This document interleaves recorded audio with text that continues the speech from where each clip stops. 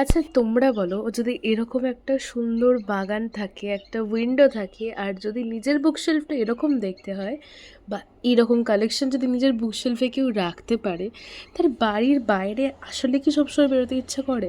I don't know, but আমার তো করে না। কারণ আমার জানলা, আমার বুকশেলফ, আমার room, this is the most favourite part of my entire house.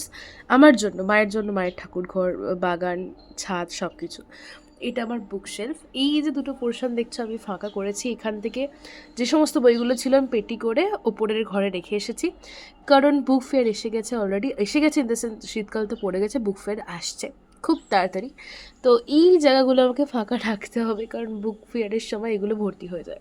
আমি জানি অনেকে বলবে ইটস বুক ফেয়ার থেকে বই কেন কেনো, কলেজ স্ট্রিট থেকে তো নিতে পারো, বাট ঠিক হ্যাঁ, it's my favourite part of my entire year. মানে ফেভারিট টাইম যেটা বলা যায়, যে বইমেলা থেকে বই কেনা, বই দেখা আমার সব থেকে favourite.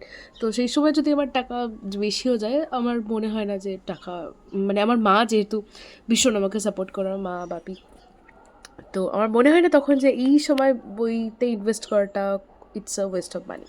Because here is the collection of my books আপাতত এখনও অবধি। বাদ বাকিগুলো আরও অনেক কালেকশন আছে, সেগুলো আমার ওপরের ঘরে।